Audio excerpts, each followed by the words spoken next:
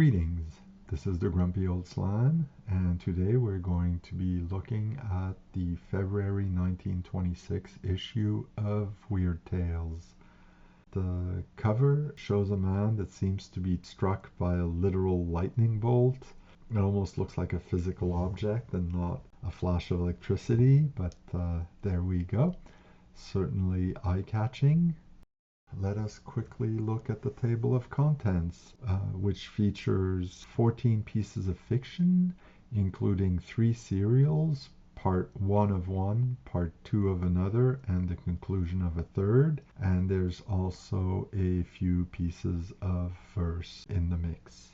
So going on to the first piece of fiction, it is part 1 of Red Ether by Pettersen Marzoni. In this tale, a mysterious radio message announces that the states of the world will need to destroy all their weapons and disband their armies or suffer consequences. To prove that this is not an empty threat, the voice will point out several buildings that will get destroyed at a specific time. Most of the tale is told from the point of view of a young man who is currently camping out on a piece of land that he's inherited. He's looking it over with the prospect of maybe moving there permanently and farming it.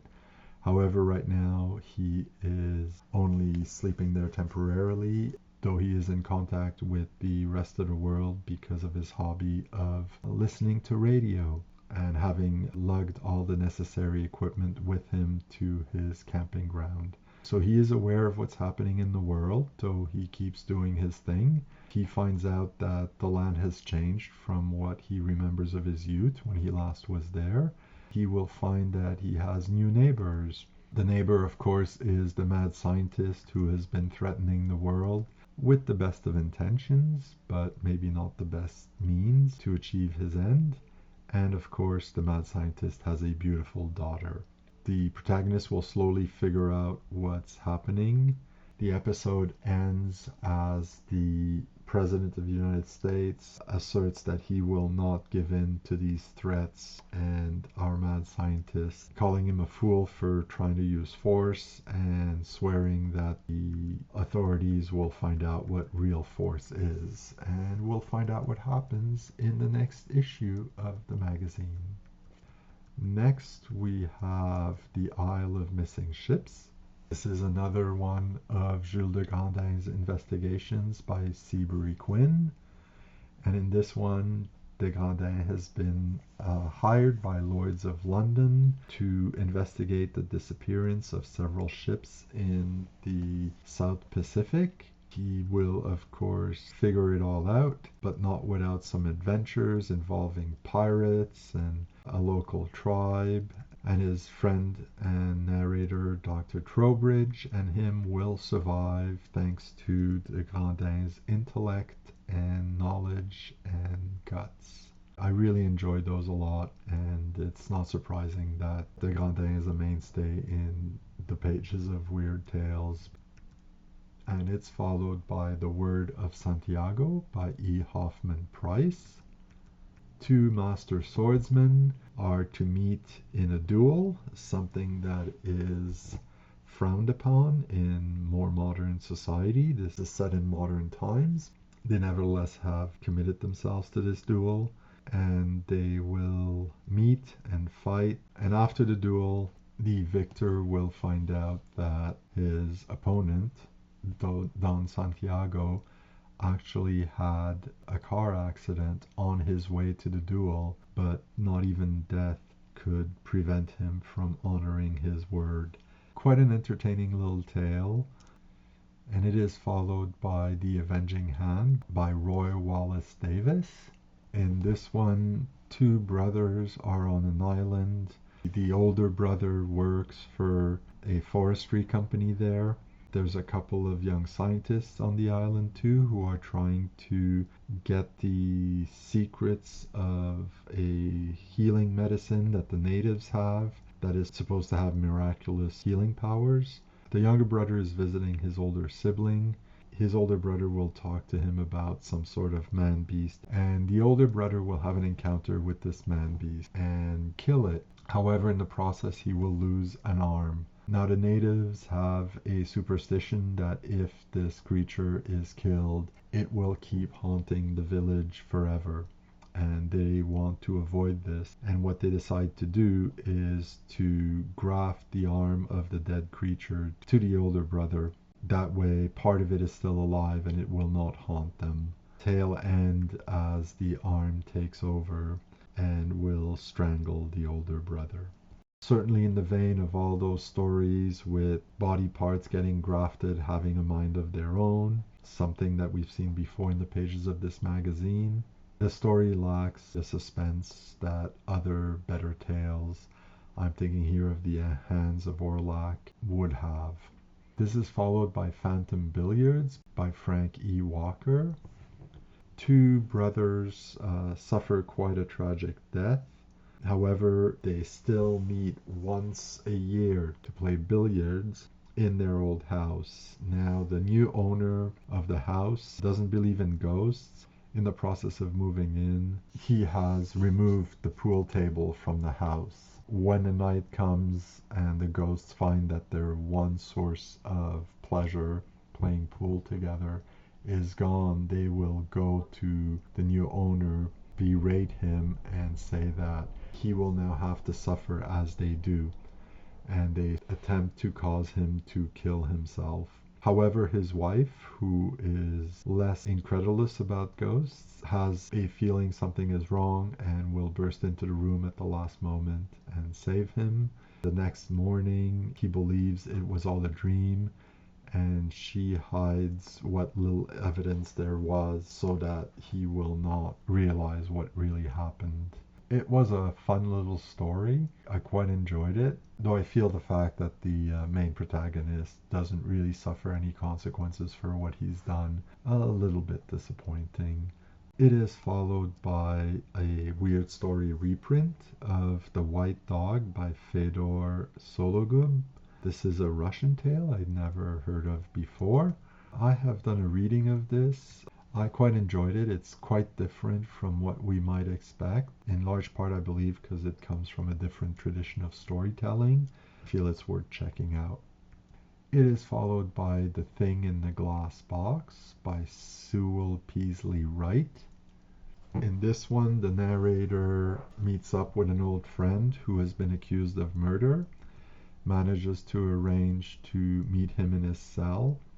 The man will talk about some experiment he has done that has led to the apparent death of his colleague.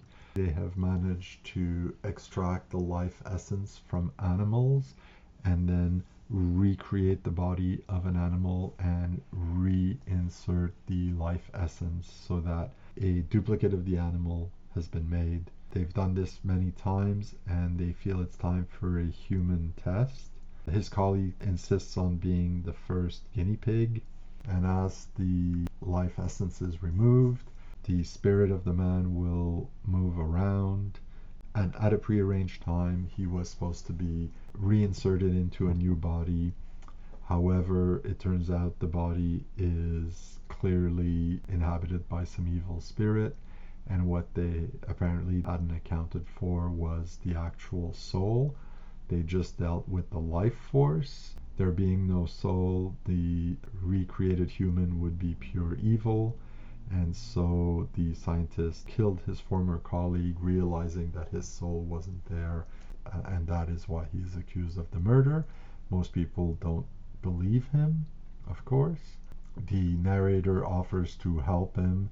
This is when the scientist tells him that I'm a master chemist and I've already created a toxin that I've ingested and I will be dead within an hour, and that is the end of the stories. There's quite a lot of stories about leaving your body. This seems to be just another one of those. At the end of it, we see a short poem by William James Price titled Italian Love. This is about a love triangle. The two men will turn to violence, and then a young Italian comes that neither man had heard about, to whom the girl confesses her love and with whom she will be married. A very short tale told in 15 or so lines of verse. A lot more is implied in the words than is actually told. It's followed by The Kidnapper's Story by Walter G. Detrick. The narrator of this story is a janitor in some sort of mental institution. He will have an encounter with one of the inmates known as the Man-Wolf. This wolf man will be accused of kidnapping and some other crimes. He declares his innocence, but as his lawyer discusses the case with him, eventually he will bring someone else, a psychiatrist, since the wolfman in question, who is not literally a wolfman, believes that he is innocent, but his other self is the guilty one, and he lives in fear of ever meeting himself. I didn't really go for this story too much. We can just leave it at that.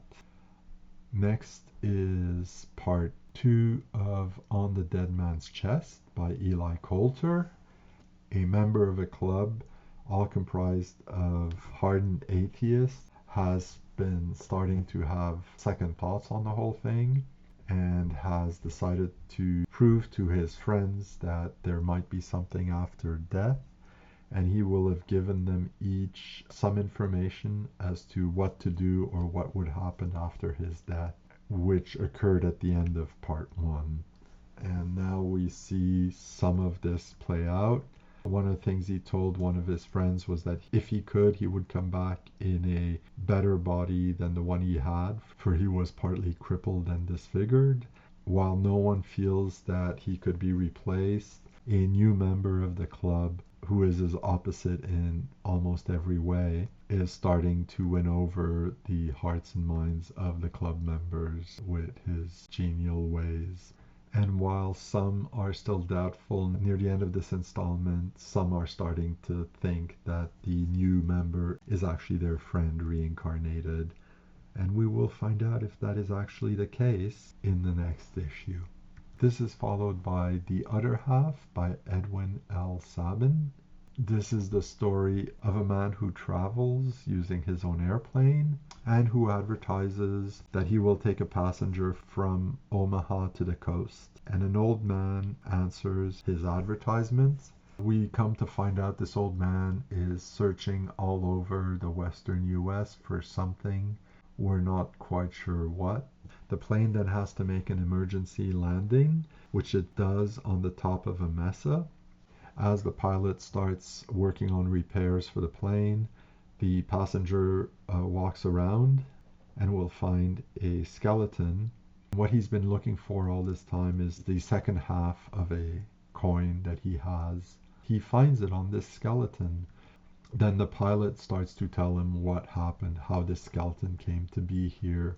For it turns out that he is the grandson of the man who killed the woman that this old man has been looking for all this time. This is the kind of story that really relies on coincidence a lot. Those tend to annoy me a bit. I can see how them landing on the mesa could be the pilot faking the emergency and landing there knowing that's where the skeleton is. But the fact that the old man is the one who answered the ad is a little bit unlikely. The fact that the pilot knows who he is from the get-go also. I think this is fairly skippable. It's followed by the Twa Corbies, which is an old ballad about some Corbies and what they do for their dinner. Following this is The Cats of Ulthar by H.P. Lovecraft. This is quite an enjoyable piece by Lovecraft, maybe one of the more remembered ones, though it's not strictly in the Cthulhu mythos. We then have Spleen by Charles Beaudelaire, translated by Clark Ashton Smith. Translating poetry is, I would imagine, never easy, and often the result isn't as satisfying as the original.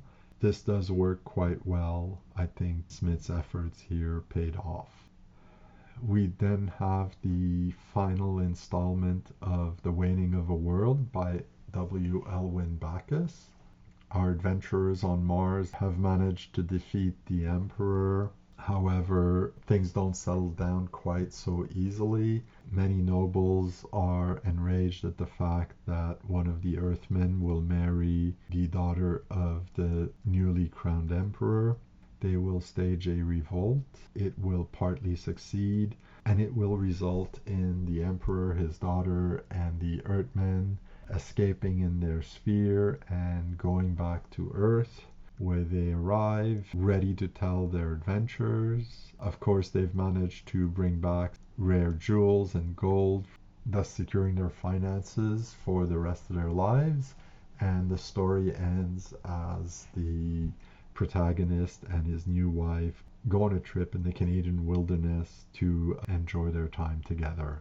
Typical early space fantasy type story, lots of adventures, and I enjoyed this quite a bit. There were some clever things in it, things that stories that would appear later could have learned from. And finally, we have the Eyrie, which includes mostly comments by readers about their favorite stories. Included in those readers are some contributors, including Robert E. Howard, Gray Laspina, and H.P. Lovecraft, but also included is August Derleth, and I believe this is his first appearance in the pages of Weird Tales, in a way. And he asks for more stories by Lovecraft, more of David Baxter's nature tales, and he also underlines his appreciation for Frank Owen's and Gray Laspina's fiction. Clearly, Derleth enjoyed Lovecraft from the get-go, and I'm looking forward to see when he will appear again in the pages of the magazine. This has been the Grumpy Old Slan, looking at the February 1926 issue of Weird Tales.